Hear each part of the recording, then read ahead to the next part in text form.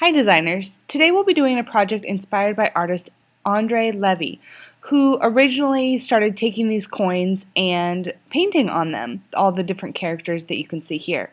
Make sure you check out his Tumblr site, talesyouLose.tumblr.com, for more inspiration. For the project, you will need an image of a coin. Make sure that it is high resolution as you search it on Google. And then you'll also need an image of the character that you would like to transform this coin into. This can be a superhero or it can be a Disney character. I'm using Aladdin for mine. Really anything that you want it to be. When you have both of these images saved on your flash drive, open them in Photoshop and then arrange the two image files so that you can see them both. You can do this by clicking and dragging the tab of the image away from the first image, and that way you get two separate windows, and then just arranging them so that you can see both of them. I really only need to see a little bit of Aladdin here, so I can put him over on the side, and that way this coin, which is a replica of an ancient coin of Julius Caesar, I can see here. You're going to be using the pen tool for this project. Make sure that it is set on shape layers. The second mode is just drawing paths. You want to make sure that you're drawing a shape layer, and of course create new shape layer. And you'll be using the pen tool to create a shape all the way around the profile, and then to add the characteristics of your character to end up with something like this here. So you can see I've drawn all the way around to create the skin, and then I've added distinguishing features, which for Aladdin are his hair, his hat, and his vest. I'll also show you how I change the eye shape to more match the character that you see here. So using the pen tool, you might want to zoom in so that you can see your coin very clearly. I would recommend starting down towards the bottom of the profile, and then it's up to you to figure out how many different anchor points you need. Remember, you want to use as few as possible. However, in something like this that's very detailed and has a lot of curves, you will end up with quite a few anchor points. So I'm going to start off with a corner anchor point by clicking and letting go. This is a slight curve, so I'm going to go to the middle of the curve and click and drag just slightly so I can get that curve. Here's another corner, so I'll click and let go. There's another slight curve, so click and drag. Click and let go, and this is basically a series of curves going all the way around here. So again, you want to try to only use as few anchor points as possible, but each time there's a curve or a change in direction, you are going to need a new anchor point. What we want to avoid is having so many anchor points that the path is not easily editable.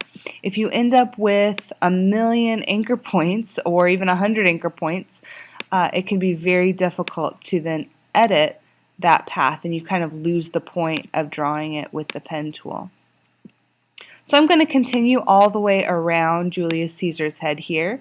You'll notice probably the hair is going to end up with a lot of anchor points around it, but as you can see, each curve only really has 3 anchor points, one in the middle to define the curve and then 2 on the sides.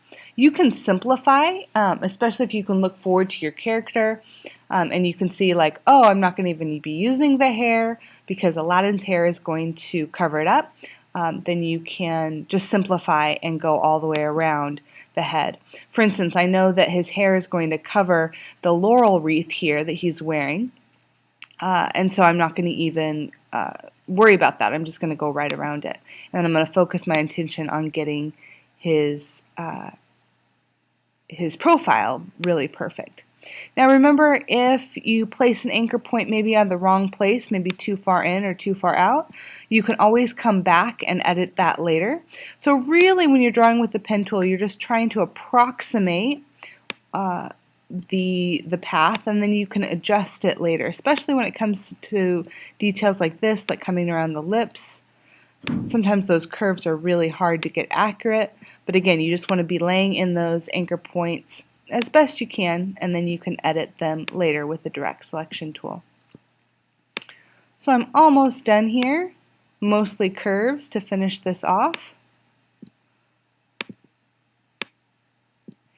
And then when you come all the way around, make sure that you close your path by clicking on the first anchor point. You'll see a little circle appear next to your pen tool, and that tells you you're going to close the path, and that will create your shape layer.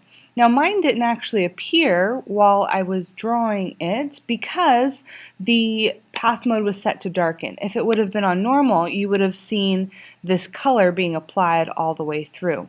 If that color gets in your way, you can turn down the opacity of the layer so that you can see through it. Once you've finished your path, use your direct selection tool, that's the white arrow, and then you really want to zoom in and get really close and adjust those anchor points so that it is very accurate to the profile that you are working with. So the first step is outlining the figure, and then you can match that color to your character. You can even use the eyedropper tool just to suck up that color like this. And then you want to use a blending mode in order to create something so that the texture of the coin shows through. If I made it flat, then that wouldn't look very realistic. It wouldn't even look like there's paint on the coin. So I'll try darken. That looks okay. Try multiply. I like that better. And then turn my opacity back up a little bit. Again, adjust these so it looks right for you. I actually found out when I was doing this example that I need 2 of these layers. So I'm going to duplicate the layer by control clicking. You saw how I did that. Control clicking on the layer and then going to duplicate layer in that menu.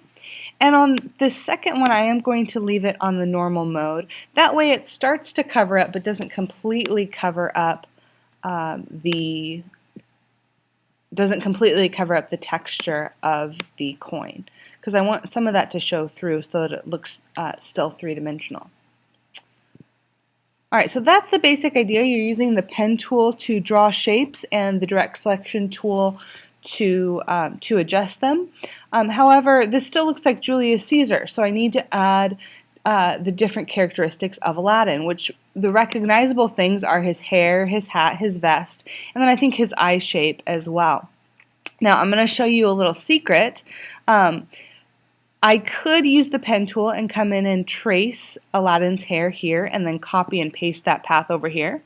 Or I could try to draw it freehand, which for some things like maybe the vest, that would be easy enough to trace freehand.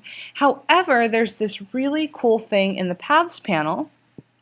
If you click on the Paths panel, right down here, this option, which isn't currently available, will create a path out of a selection.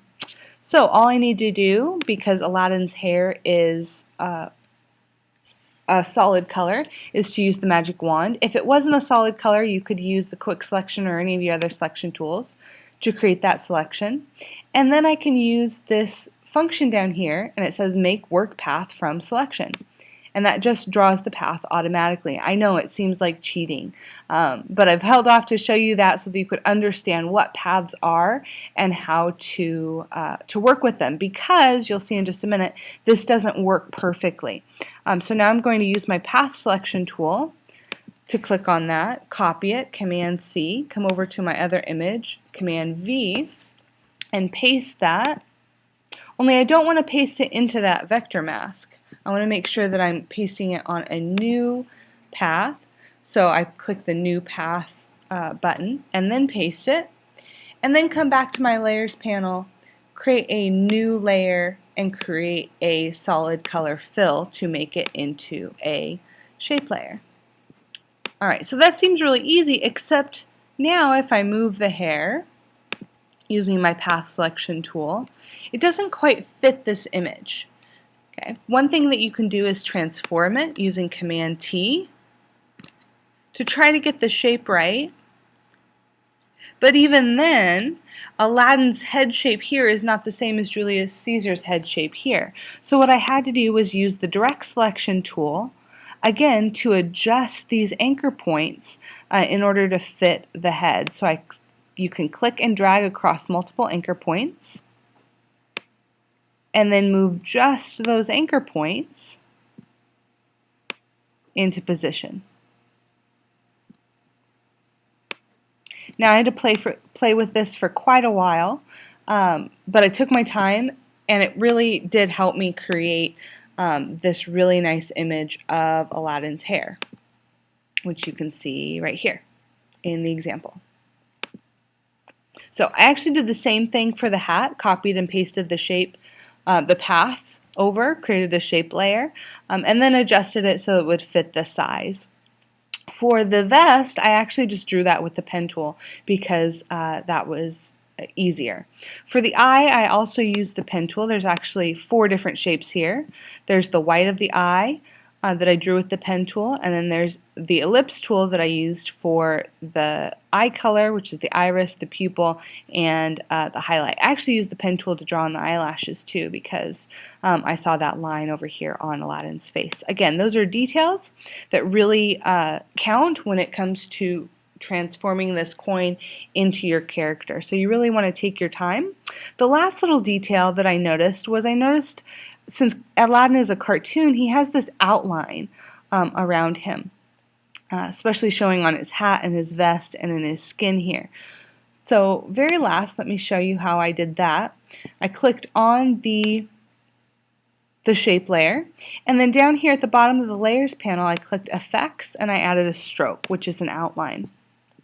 If you click on stroke, then you can change the color. In the case of his vest, I made it a darker purple because black is not what I saw in the original image.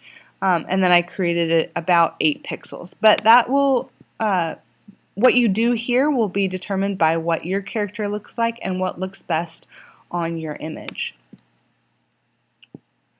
Alright, so that's how you that's how you transform a coin into a character, just like artist Andrew Levy. Have fun!